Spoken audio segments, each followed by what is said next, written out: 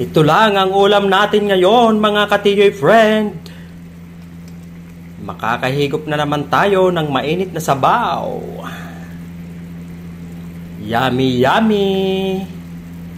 Woo!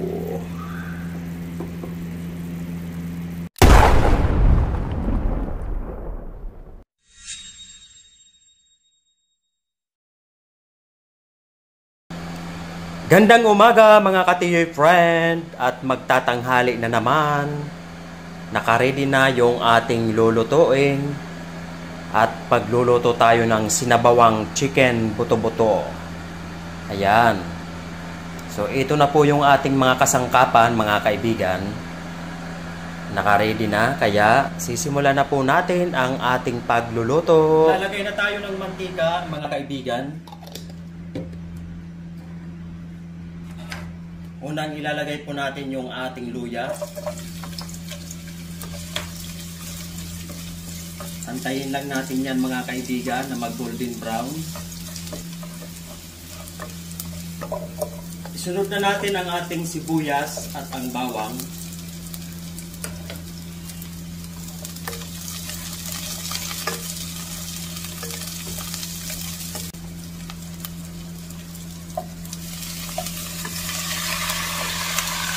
Ayan, ilagay na po natin mga katiyoy friends yung ating chicken buto-buto.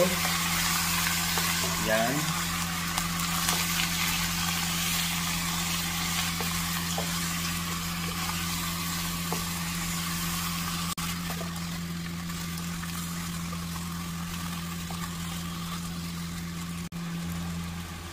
Ilagay na po natin yung ating bilog na paminta.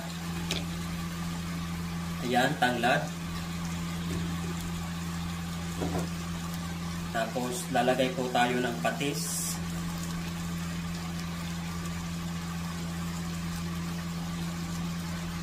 Dalawang kutsara mga katiyoy friend. Ayan.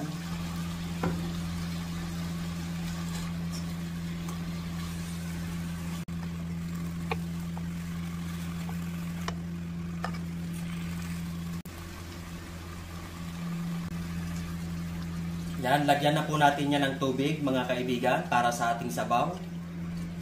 So nasa sa inyo na po mga katiyoy friend kung gaano karami ang ilalagay nyong sabaw. Masarap po kasi ang sabaw nito mga katiyoy.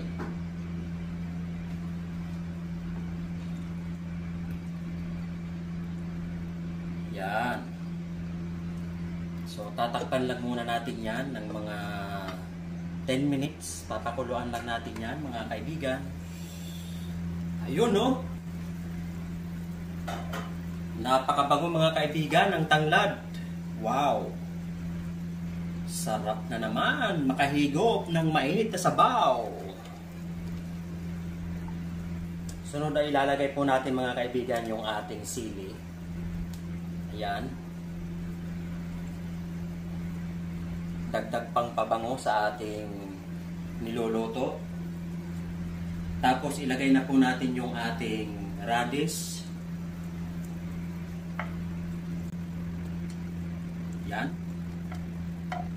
Tsaka yung ating carrots, ilagay na rin natin.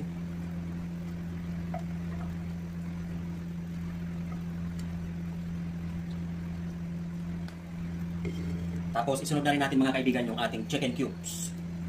Ayan.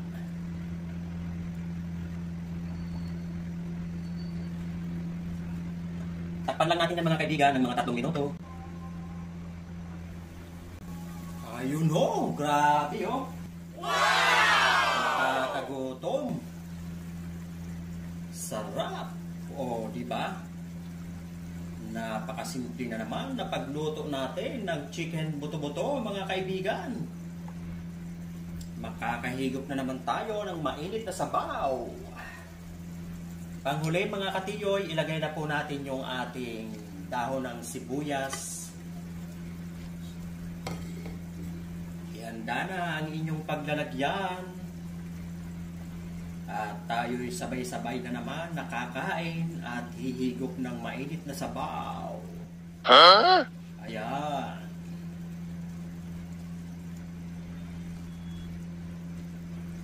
Ooh.